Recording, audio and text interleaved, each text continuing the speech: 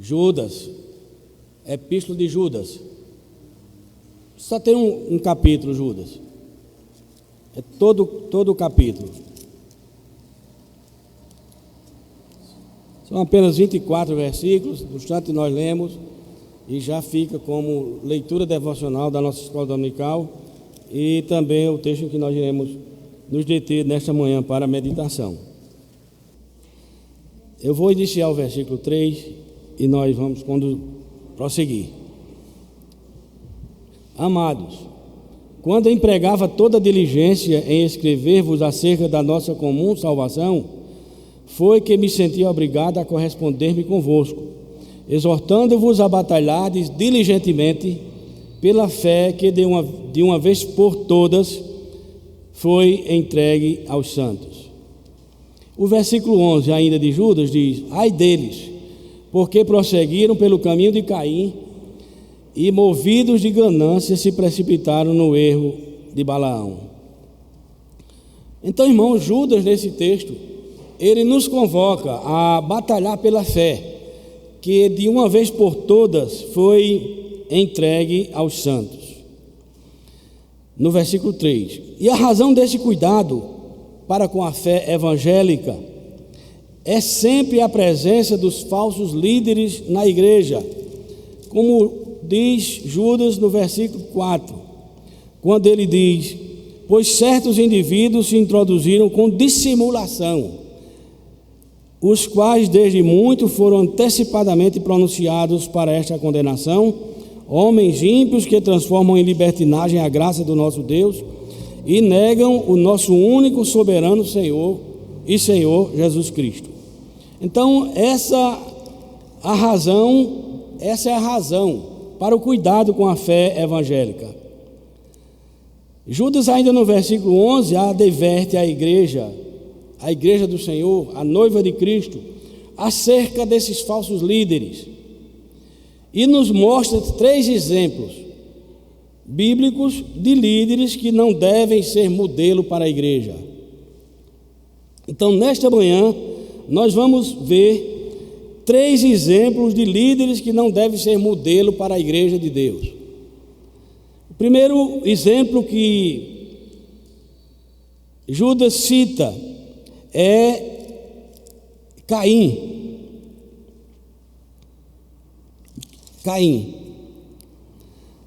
No versículo 11, quando ele diz: ai deles, porque prosseguiram pelo caminho de Caim. Caim, qual é o caráter de Caim? A história de Caim está descrita em Gênesis capítulo 4, de 1 a 15. O caráter de Caim, a primeira qualidade negativa desse caráter, desse líder, era a avareza. Caim era avaro, apegado às coisas materiais, ou avaro, apegado às coisas materiais. Então Caim, ele é típico de muitos líderes dos nossos dias. Ele é interesseiro, egoísta, descompromissado com a causa de Deus. Exemplos desses líderes aí nós vemos a toda hora. A toda hora surge uma igreja numa esquina. Por quê? Porque pessoas, discordando dos princípios da palavra de Deus, querem criar para si os seus próprios princípios e governarem sobre o povo de Deus de forma indevida. Então, a segunda qualidade de Caim foi traidor. O versículo 8 de Gênesis 4 e 8, mostra que Caim ele foi traidor. Ele agiu de forma traiçoeira, assassinando seu irmão de surpresa por motivo de inveja. Então nós presenciamos também em nossos dias, em muitos líderes, essa terrível e diabólica qualidade. Então esses líderes, eles são capazes de trair as pessoas com uma facilidade incrível, até mesmo aquelas pessoas acerca das quais eles têm recebido somente o bem, somente benefícios. Eles traem seus pastores, traem suas igrejas, traem seus irmãos em Cristo, sempre e em consequência do malogro dos seus interesses. Quando eles veem os seus interesses malogrados, frustrados, eles passam a agir dessa forma, traiçoeiramente, com traição. O terceiro aspecto negativo de Caim. Caim, ele foi assassino, ele assassinou seu irmão. E apesar de advertido por Deus, Caim põe em prática o desejo do seu coração, assassinando a seu irmão Abel de forma violenta e cruel, que nós podemos ver que está lá em Gênesis 4, 7 e 8. Então, conhecendo o coração de Caim, Deus o advertiu a não se submeter à tentação assassina. Caim, ele desconsiderou as advertências de Deus e as suas ações são a sua resposta negativa aos comandos do Senhor. Caim quebrou laços familiares e esse fato o levou ao extremo de um assassinato. Existem muitos Caíns hoje em dia que quebram não somente laços familiares, mas quebra laços fraternais, laços de amizade, e se alguém contraria seus interesses escusos, é tido por inimigo e passa a ser perseguido. Caim era esse homem. Então ele buscou a sua própria autonomia e usurpou a própria soberania de Deus sobre a sua vida, ou sobre a vida alheia, tirando a vida do seu irmão. Então Caim é o arquétipo dos seguidores de Satanás. Ele é um tipo dos seguidores de Satanás. Caim já havia assassinado seu irmão no seu coração. O homicídio, de fato, a ação em si, era somente questão de tempo. Mas no seu coração, ele já havia assassinado a seu irmão Abel. Ele mostrou a sua familiaridade com o mal pela hostilidade contra Deus e pelo assassinato de um homem bom e justo.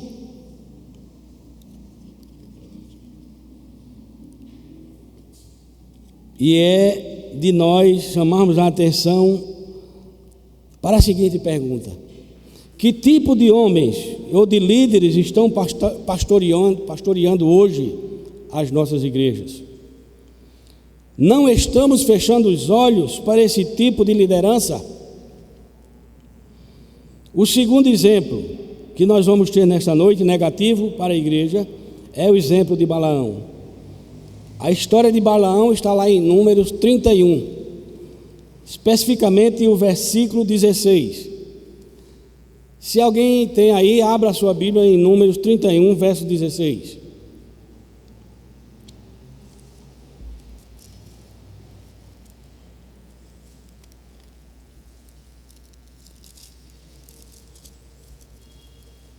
Se alguém achar, pode ler. Eis que estas, por conselho de Balaão, fizeram prevaricar os filhos de Israel contra o Senhor, por causa de Peor, pelo que houve a praga entre a congregação do Senhor. Então, Números 31 e 16, que diz: eis que estas, por conselho de Balaão, fizeram prevalecer os filhos de Israel contra o Senhor, no caso de Peor, pelo que houve praga entre a congregação. Nós sabemos que Balaão, ele recebeu dinheiro para amaldiçoar os filhos de Israel na batalha. Então, o caráter de Balaão, seu caráter é ganancioso. Os falsos mestres, com ganância pelo lucro, são comparados a ele. Por isso Judas fala lá no versículo 11, dizendo: ai deles, porque prosseguiram pelo caminho de Caim, movidos pela ganância, se precipitaram no erro de Balaão. Então Balaão era ganancioso. Por meio de dinheiro, ele instigou Israel a cometer a prostituição com as moabitas e com as midianitas. Os falsos líderes, eles não estão preocupados, ou melhor, estão preocupados hoje não com as ovelhas, mas com seus próprios interesses, com a sua satisfação pessoal, porque a ganância subiu ao seu coração. Havia um mandamento de Deus que Israel não podia se misturar com as mulheres moabitas, nem com as mulheres midianitas. Então ele recebeu dinheiro dos inimigos de Israel para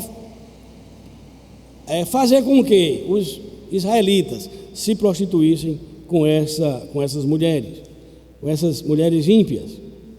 O outro caráter também de Balaão, ele era irresponsável para com a causa de Deus. Ele não tinha responsabilidade.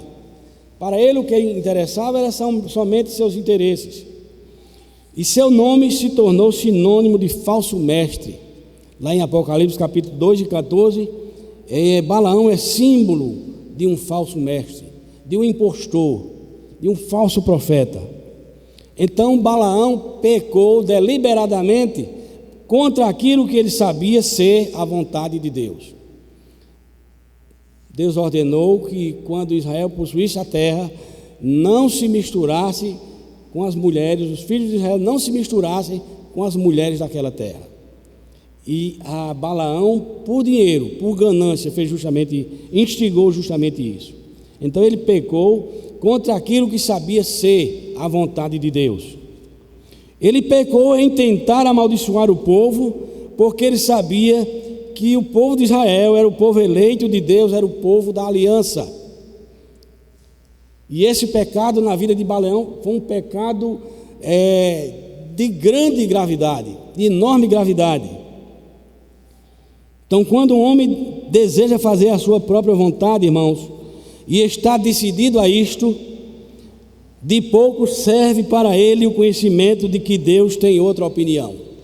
Se ele quer fazer o que é errado, para ele pouco interessa saber se Deus tem uma opinião diferente.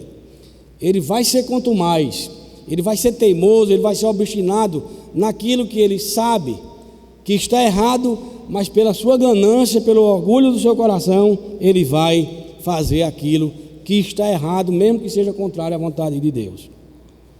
E o terceiro exemplo, para nós continuarmos na nossa meditação, é Corá, que está em Números 16. Números 16.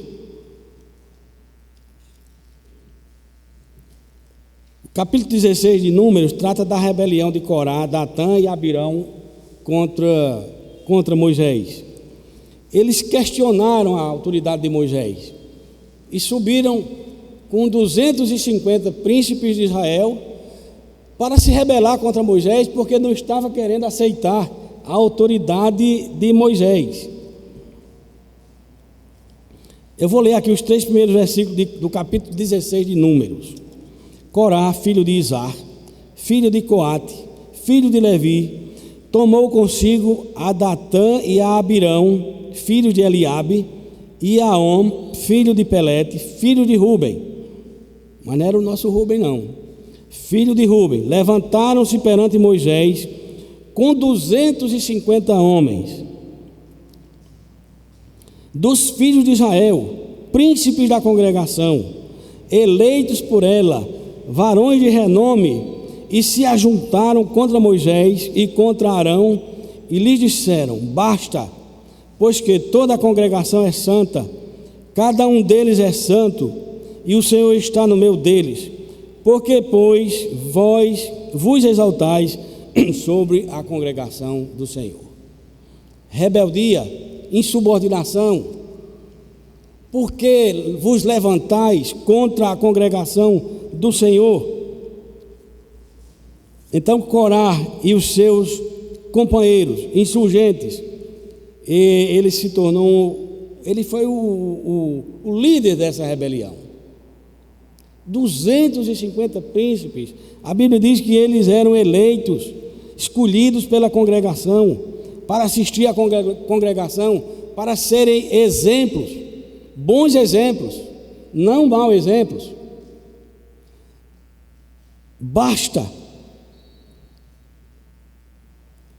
toda a congregação é santa. O que é que eles queriam dizer com isso? Nós também temos direito de exercer autoridade, porque só Moisés e Arão. Eles não reconheceram as limitações das suas atribuições e subverteram a ordem de Deus ao povo de Israel, a eles mesmos. Então eles não respeitavam o limite, não respeitavam os limites impostos pela palavra de Deus. Toda rebelião, toda rebeldia na igreja de Deus, na obra de Deus, sempre acontece por isso, por desobediência, por orgulho, por presunção, por mentira e por rebeldia. Então ele não respeitava os limites divinos. Corá, ele estava querendo sempre mais. Ele tinha um grande desejo de estar na posição de Moisés, para depois ficar sozinho nela. Ele quis dar um golpe em Moisés, vamos dizer assim, um golpe de Estado, né? Tirar a autoridade de Moisés. Moisés era um dos juízes de Israel, foi julgador de Israel, líder de Israel, escolhido por Deus, com quem Deus falava com ele cara a cara, chamado amigo de Deus. Com Moisés eu falo cara a cara. E esses homens se insurgiram depois de verem todas as maravilhas que Deus havia feito através de Moisés, da liderança do Egito ao deserto, à terra prometida. Esses homens se insurgiram contra uma autoridade daquele quilate, daquela envergadura, um homem de Deus, um homem temente a Deus, um homem chamado por Deus, o homem mais manso da terra. E Deus disse: com Moisés eu falo cara a cara, mas com vocês. Então Corá desejava tirar a força da liderança de Moisés para fazer sobressair a força dele próprio. Corá e seu grupo conseguiram dar um jeito para que a autoridade e a unção sobre Moisés e Arão parecessem autoexaltação carnal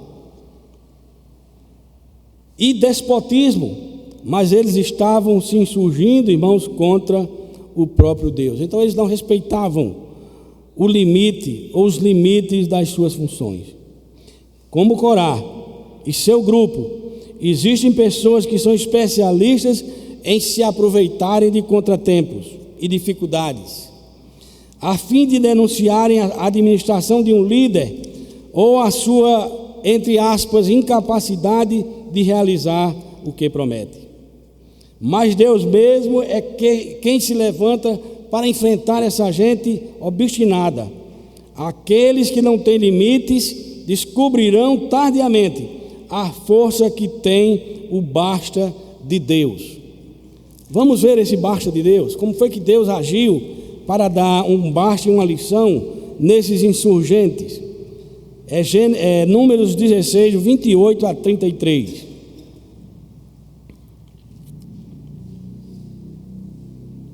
Nisto conhecereis que o Senhor me enviou a realizar todas estas obras, que não procedem de mim mesmo. Se morrerem estes, como todos os homens morrem, e se forem visitados por qualquer castigo, como se dá a todos os homens, então não sou enviado do Senhor. Moisés estava dizendo: se eles morrerem de maneira comum, de forma comum, natural, então eu não fui enviado pelo Senhor. Mas se o Senhor criar alguma coisa inaudita, quer dizer, uma coisa nunca vista, uma coisa que nunca tinha acontecido, uma coisa improvável para eles de acontecer, mas não para Deus. Mas se o Senhor, verso 30, criar alguma coisa inaudita, e a terra abrir a sua boca e os tragar com tudo que é seu, e vivos descerem ao abismo, então conhecereis que estes homens desprezaram ao Senhor. Verso 31, e aconteceu que, acabando ele de falar todas estas palavras, a terra debaixo deles, aqueles homens, se fendeu, abriu a sua boca e os tragou com as suas casas, como também todos os homens que pertenciam a Corá e todos os seus bens. Eles e todos os que lhe pertenciam desceram vivos ao abismo, a terra os cobriu e pereceram no meio da congregação. 34. Todo Israel que estava ao redor deles fugiu do seu grito, porque diziam: não suceda que a terra nos trague a nós também. Procedente do Senhor, saiu fogo e consumiu os 250 homens que ofereciam incenso. Príncipes de Israel, homens escolhidos, eleitos pela congregação, e este foi, irmãos, o castigo deles. Deus mesmo é que se levanta para enfrentar essa gente obstinada. Aqueles que não têm limites, repetindo, descobrirão tardiamente a força que tem o basta de Deus. Mas Corá também foi rebelde. Na sua rebeldia, a sua rebeldia não era contra Moisés. Não, irmãos. A rebeldia de qualquer líder de igreja contra a igreja não é contra a igreja, não é contra o pastor, é contra o próprio Deus. Deus afirma na sua palavra que o obedecer é melhor do que sacrificar. Deus coloca a rebelião e a obstinação no mesmo pé de igualdade com a feitiçaria e com a idolatria. 1 Samuel 15, 22 e 23. Rebelião é igual a feitiçaria, pecado de feitiçaria e idolatria. Então esse tipo de liderança não serve para a obra de Deus. E nós precisamos despertar para isso, para não nos deixarmos ser enganados por esse tipo de pessoas. Tenhamos cuidado, tenhamos zelo. O apóstolo Paulo diz: no zelo não sejais remissos, não sejais negligentes, não sejais parcimoniosos.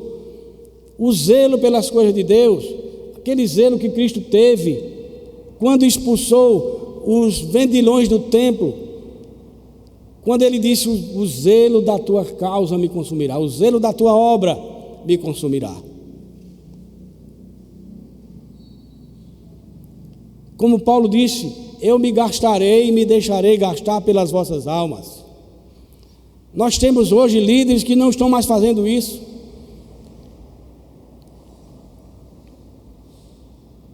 Estão se deliciando somente da gordura das ovelhas. Estão enchendo o seu próprio estômago, enquanto a igreja, membros da igreja passam fome espiritual. Esse tipo de liderança não serve para a obra de Deus. E isso se prova pelo fato de Deus haver destruído aqueles homens. Não brinque com Deus. Não brinque de ser líder de igreja, nem de ser pastor de igreja. É grande a responsabilidade. Paulo disse: uma grande porta se me abriu e há muitos adversários. Homens desse tipo, através de seu comportamento, dão sinais evidentes de falta de conversão. Quando confrontados com a palavra, ficam insensíveis a ela e permanecem com seus corações endurecidos, longe do arrependimento. A palavra os qualifica como ímpios. A palavra de Deus os qualifica como ímpios. Verso 26. Disse à congregação: desviai-vos, peço-vos das tendas destes homens perversos, ou homens ímpios, e não toqueis nada do que é seu, para que não sejam arrebatados em todos os seus pecados. Há crentes que estão coniventes com os erros dos seus líderes, sabem que estão errados, mas se acovardam, com medo da confrontação. Nós não precisamos ter medo de confrontar se estamos com a verdade na mão, na mente e no coração. Paulo diz: é preciso fazê-los calar. Então esses homens não prestam para a obra de Deus. Podem ter o título que tiverem, podem ter título de pastores, de mestre em teologia, de PhD, mas se não zelarem pela Bíblia, pelas Sagradas Escrituras, pela fé que de uma vez foi entregue aos santos, esses títulos deles podem rasgar e jogar no lixo, para nada servem. Eles, quando confrontados com a palavra, ficam insensíveis a ela, e a palavra de Deus os qualifica como ímpios. O resultado para eles é a perdição eterna, se não se arrependerem. Eu me lembro muito bem, irmãos, esta mensagem eu fiz algumas adaptações nela, para adaptar a nossa realidade, que não mudou muita coisa de lá para cá, mas quando nós tivemos aquela penúltima Assembleia Geral nossa, que foi o preletor oficial, o pastor João Arantes Costa, o autor dessas lições da nossa escola dominical sobre Deus, sobre a pessoa de Deus, os nomes de Deus que nós estamos estudando, João Arantes Costa, da Igreja Cristã Evangélica, ele disse o seguinte, quando esteve conosco, naquela Assembleia Geral, como preletor oficial que foi, de saudosa memória, Deus já o levou para a sua glória. Então ele dizia nas suas palestras, quem acompanhou as suas palestras, como eu acompanhei, e há uma frase que marca a gente e não sai mais da mente. Ele dizia: não mexa na igreja de Deus, não mexa, não atrapalhe. Se você não está para contribuir, não atrapalhe, não mexa com a igreja. Podemos ver hoje em dia líderes que não se satisfazem mais em pregar a palavra de Deus pura e simplesmente. Eles buscam novidades, buscam coisas novas, coisas diferentes para atrair pessoas para a igreja, mas não para atrair para o Cristo ressurreto. E assim procedendo, esses ministros tornam tais pessoas duplicadamente candidatas ao fogo eterno, se não forem despertadas a tempo. Nós não precisamos de nada para atrair os homens a Cristo, a não ser a pregação da palavra. Então, mais importante que ser inovador e impactante é fazer o básico corretamente. Nós não precisamos de grandes pregadores. Há pessoas na igreja aí que deixam a sua igreja e vão ouvir esses grandes pregadores por aí afora, porque já estão fartos do alimento. Então buscam novidade. Como Paulo disse, buscam comichão, como tendo coceira nos ouvidos. Busca pastores para alimentar as suas próprias concupiscências. Não precisamos de nada para atrair a Cristo, a não ser a pregação da palavra. E o mais importante não é ser impactante ou inovador, trazer novidades para dentro da igreja, mas fazer o básico corretamente. Prega a palavra, insta, redarguas, repreenda a tempo e fora de tempo, porque haverá tempo em que não suportarão a sã doutrina, mas como que, tendo comichão nos ouvidos, amontoarão para si doutores segundo as suas próprias concupiscências. A verdade mexe conosco, nos impacta, nos incomoda, e é para fazer isso. Se ela não está fazendo alguma coisa, como dizia o saudoso pastor Armando, alguma coisa está errada. Alguma coisa está errada.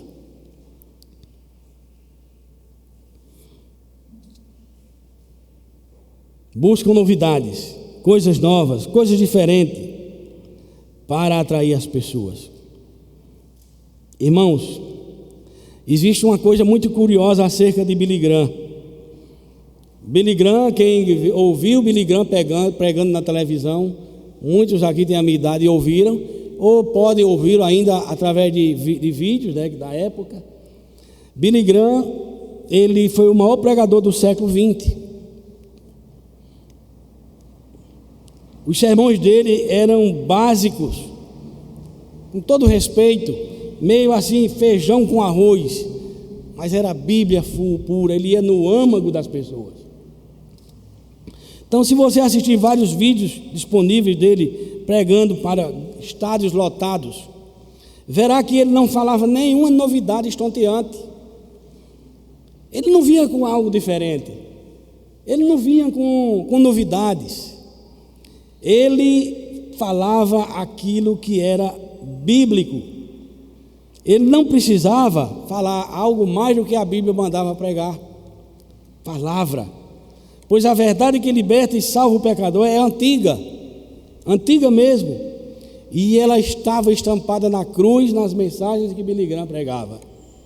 Houve um fato marcante na vida de Billy Graham.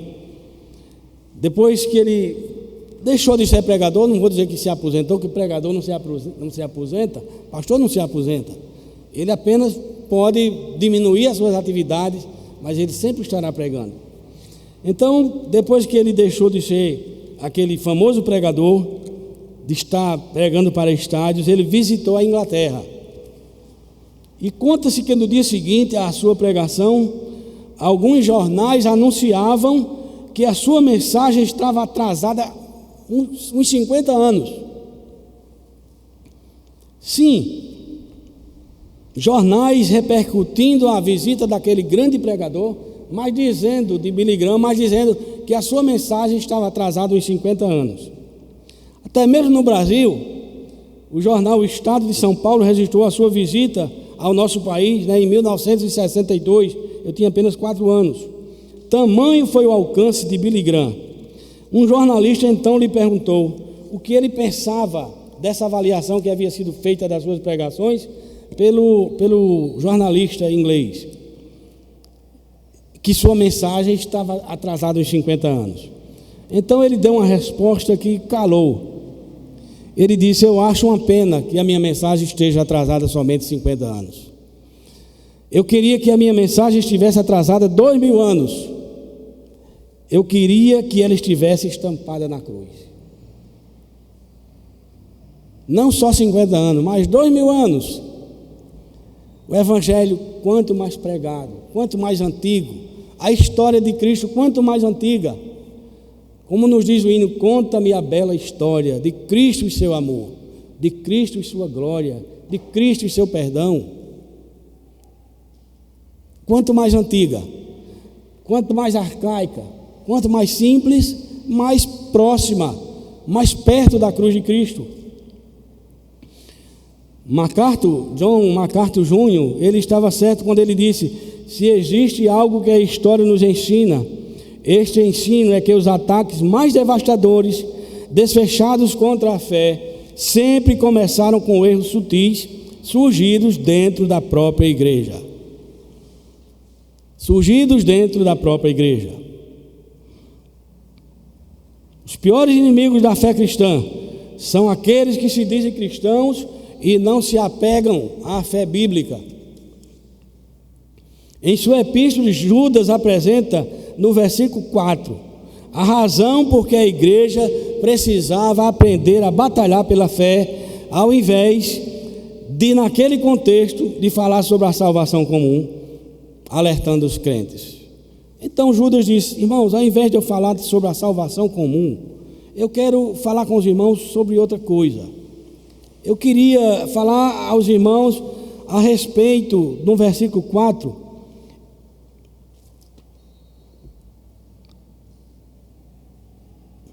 No versículo 4 ele diz: pois certos homens se introduziram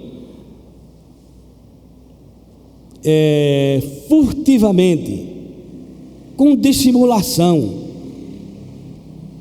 Era sobre isso que Judas queria falar. Porque acerca da salvação comum, a igreja de Jerusalém já estava ciente, já estava convicta da salvação. Mas Judas, ele apresenta essa razão. E ele diz: certos indivíduos se introduziram com dissimulação. Dissimulação é agir de forma, digamos, subreptícia, né? De forma traiçoeira, de forma a dar a entender que você está agindo corretamente, mas na verdade aquilo que você está fazendo, que aparentemente é correto, não é correto. Mas você faz com o intuito de desvirtuar uma verdade ou um ensino. Se introduziram com dissimulação, transformando em libertinagem a graça do nosso Deus. Então, como podemos observar, a ameaça à fé evangélica está vindo de indivíduos que se encontram no meio da igreja. São os lobos, devoradores, que pervertem a fé cristã, como Paulo bem especificou lá em Atos 20, 29 a 30. Eu bem sei que depois da minha partida sairão de vós lobos, surgirão dentre vós lobos devoradores, que o quê? Que vão arregimentar o rebanho, não, que não pouparão o rebanho, que não pouparão. Não se enganem, essas pessoas não têm a mínima consideração pela igreja, a mínima consideração pela sua liderança, a mínima consideração pelos irmãos, porque eles lutam pelo seu interesse próprio. São lobos que pervertem a fé cristã. São pessoas influentes dentro da própria igreja. São líderes, pastores, missionários, presbíteros, diáconos, professores, teólogos e mestres. Eles querem perverter o ensino da igreja. O que é que eles fazem? Eles agem com dissimulação. Eles começam a pôr dentro da igreja pessoas que pensam igual a ele e contrário ao que a maioria pensa.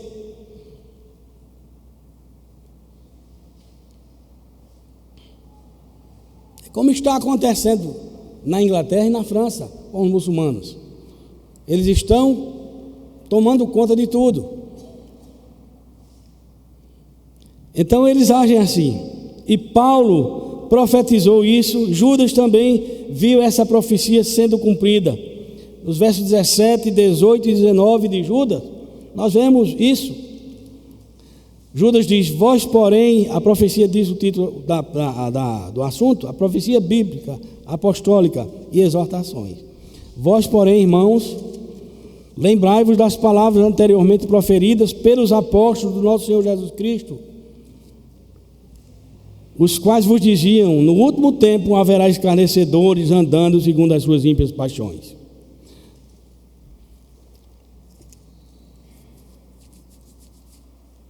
O Novo Testamento, irmãos, ensina com muita clareza que a fé, e a fé que nós estamos falando aqui não é essa fé, não é a fé, a confiança, essa confiança pessoal que cada um tem em Cristo, em Deus. A fé aqui é o ensino, é o conjunto de ensinamentos da Bíblia, são nossas tradições, são nossas confissões de fé que são feitas, são os manifestos. É um conjunto de ensinos, essa fé. Como Paulo, no Novo Testamento, nos ensina com muita clareza que essa fé será por repetidas vezes ameaçadas por pessoas da própria igreja. Então, irmãos, todo crente genuíno, verdadeiro, ele tem que batalhar por essa fé. A carta de Judas, ela não foi escrita para pastores, para teólogos, mas foi escrita para todos os santos. Lá no início da epístola, na introdução, Judas diz: a todos os santos. Judas, servo de Jesus Cristo, e irmão Tiago, aos chamados amados de Deus, amados em Deus Pai, guardados em Jesus Cristo. Foi escrito aos santos, a todos. Então, por consequência, o dever de batalhar por esta fé não pertence exclusivamente à liderança da igreja, mas aos crentes de modo geral.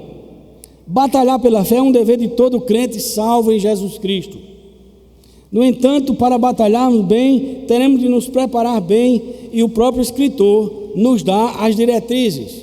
Como nos preparar bem para defendermos essa fé, esse conjunto de ensino, de doutrinas que nós temos? Primeiro, edificando-se na fé.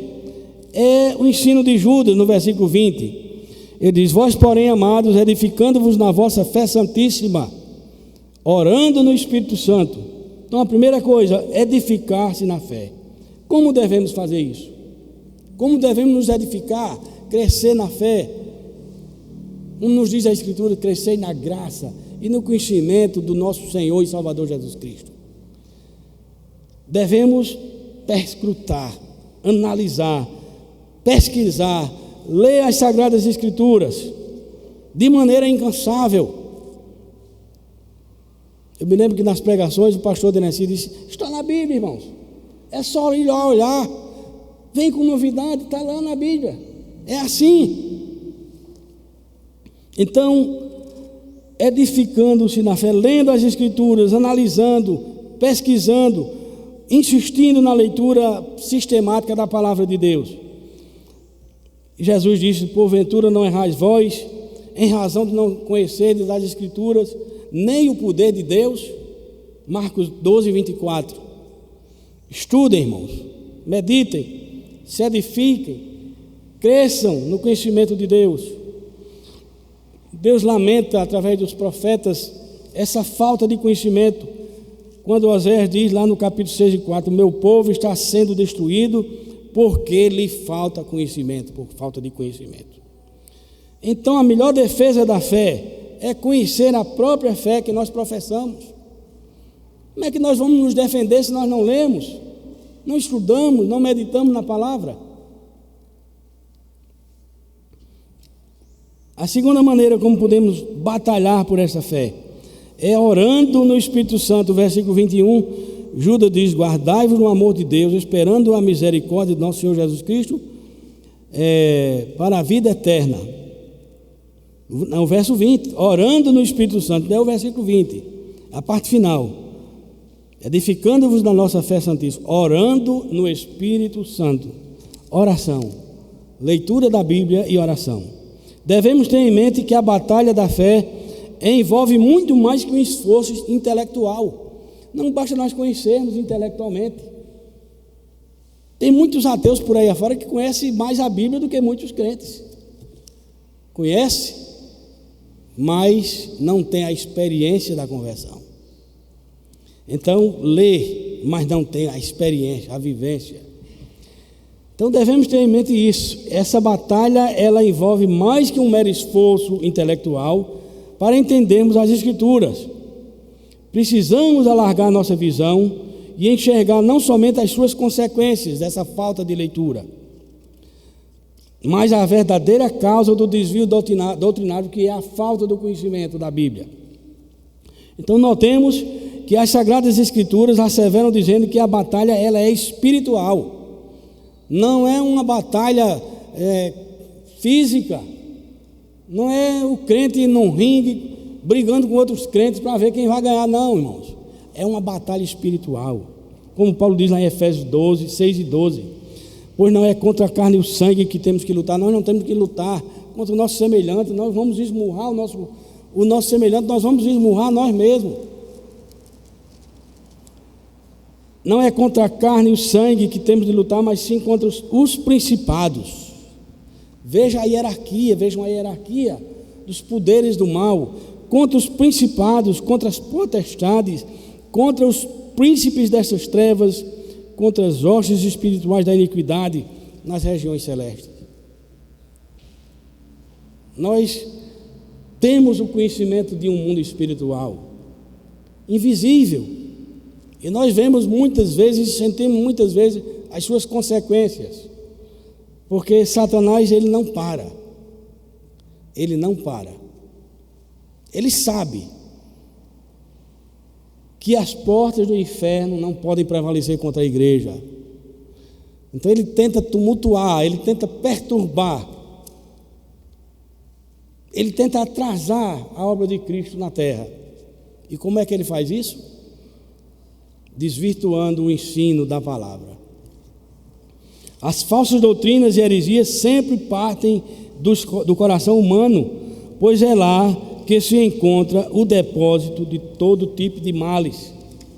Jesus Cristo falou isso lá em Marcos 7, 20 a 23. Então a heresia é obra da carne. Está lá em Gálatas 5 e 20. É obra da carne e é de procedência demoníaca.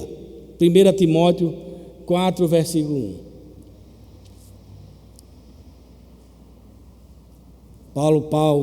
Paulo escrevendo a Timóteo diz que é pela instrução de demônios que essas doutrinas heréticas surgem no seio da igreja. Nos últimos tempos apostatarão ao muitos da fé, dando ouvido a espíritos enganadores e a doutrina de demônios. Doutrina de demônios, hostes espirituais do mal nas regiões celestes. Então precisamos lembrar que a oração é parte indispensável para que um hábil defensor da fé, como também para qualquer crente, a fim de que possamos batalhar. Não devemos nos acovardar diante dos ataques às santas doutrinas expostas nas Sagradas Escrituras, sob o argumento de que nós não podemos polemizar, não podemos radicalizar, porque se não afastarmos as pessoas da igreja, não podemos polemizar, não podemos criar casos, porque senão as pessoas vão sair da igreja. Que saiam,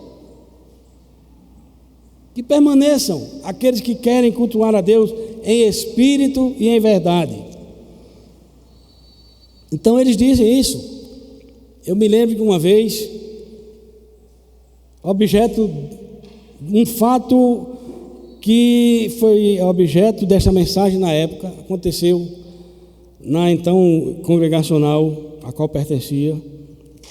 Um presbítero chegou para mim e disse: olhe, é porque você é polêmico. Você é polêmico, você precisa fechar os olhos para muitas coisas, porque você é polêmico. Com relação a coisas erradas que vinham acontecendo já, no tempo de um pastor que foi pastor lá, não chegou nem a terminar o seu mandato, porque você é polêmico. Eu sou polêmico, a Bíblia manda ser polêmico. Jesus era polêmico, Jesus era radical, ou não era? Quem comigo não ajunta, espalha. Quem é por mim, quem não é por mim, é contra mim. Então eu sou pelas Escrituras, eu defendo princípios inabaláveis da palavra de Deus. Então a doutrina, eles dizem também, doutrina afasta as pessoas. Eu me lembro de uma vez que o pastor Denecinho, havia uma moça que frequentava a nossa igreja lá, e ela foi para essa igreja aí do Verbo, da vida. Aí o pastor Denecinho se encontrou com ela no centro da cidade e disse: aí menina, você nunca mais apareceu? O que foi que houve? Não, é porque eu estou ali no Verbo, não é porque lá tem mais a palavra. Que palavra, irmãos? É como o pastor Denecinho: o que é isso, irmãos? Que palavra? Palavra coisa nenhuma, que é novidade, que é algo que enche o seu coração, afague o seu ego, né? E mais nada. Então, doutrina afasta as pessoas. Paulo falou a Timóteo: prega a palavra a tempo e fora de tempo, repreenda-as com toda a longanimidade, porque haverá tempo que não suportarão. Então, no que se refere à batalha propriamente dita, Judas diz: e apiedai-vos de alguns que estão na dúvida, e salvai-os, arrebatando-os do fogo, e de outros tendo misericórdia com temor, abominando até a túnica manchada de sangue, manchada pela carne. Então, quando uma igreja é vítima de pastores desse tipo, irmãos que ficam na dúvida precisam ser esclarecidos para que não caiam em condenação. Então, pelo menos duas coisas são evidentes nessa instrução. A primeira, batalhar às vezes envolve um esforço espiritual, ou melhor, um esforço intelectual, para que seja mudada a maneira de pensar das pessoas. Então, na realidade, essas coisas andam juntas. Um esforço para mudar a maneira de pensar e um empenho para mudar a moralidade. Então, batalhar pela fé nunca é simplesmente também um esforço acadêmico, assim como nunca é apenas um exercício mental, visto que a fonte de todas as doutrinas das falsas doutrinas é o orgulho do coração humano e não a fraqueza da sua mente. É o orgulho.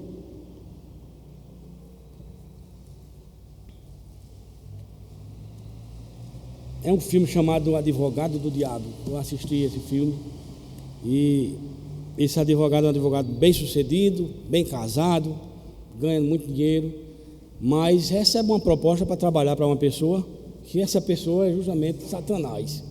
E ele não sabia que era Satanás. E no final de tudo, ele se mete num monte de coisas, e depois ele abandona aquilo, renuncia tudo aquilo. Sei que ele perde a esposa parece que morre, e ele perde o convívio com os amigos, com a família, com o lar, se envolve com muitas coisas, mas depois ele volta e não quer mais, desistiu daquilo. E aí vem, no final já do filme, aqueles filmes de suspense, que no final ele sempre tem uma surpresa para apresentar. Então ele chega lá e alguém oferece uma outra pessoa oferece outra proposta para ele. E ele volta, aquela cobiça volta novamente a encher o coração dele.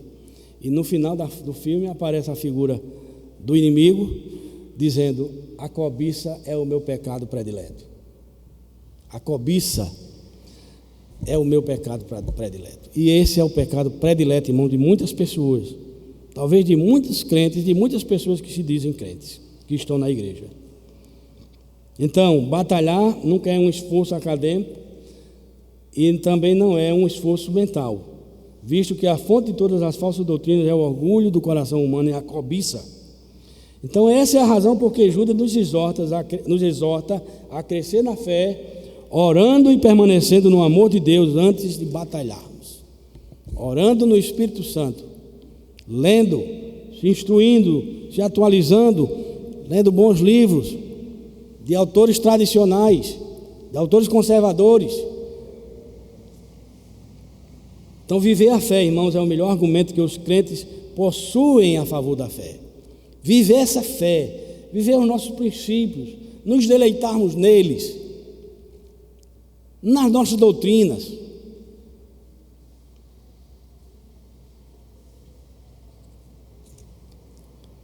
Daí a sugestão imperativa de Pedro. Ele diz: antes santificai em vossos corações a Cristo como Senhor, e estai preparados para responder com mansidão e temor a todo aquele que vos pedir a razão da esperança que há em vós. 1 Pedro 3:15.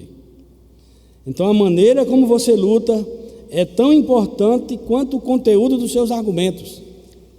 Você pode vencer com sua lógica, mas perder com a sua vida. Então, para concluir, irmãos, graças a Deus, devemos dar graças a Deus, porque a nossa igreja, ela não é constituída desse tipo de homens.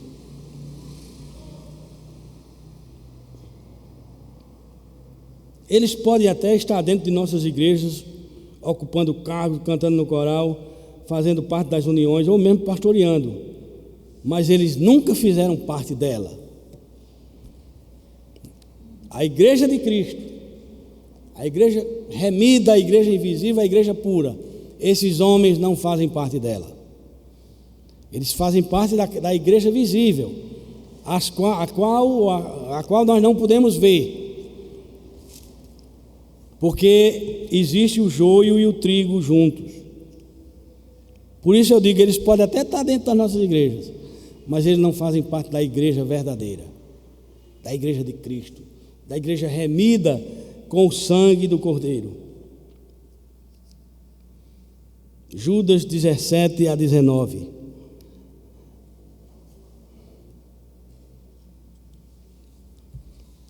Graças a Deus, irmãos, que na igreja de Cristo, que na sua igreja, Cristo mantém de pé os seus servos fiéis e amados. São a estes que Judas se dirige de forma diferente, no capítulo 20 e 21, quando ele diz: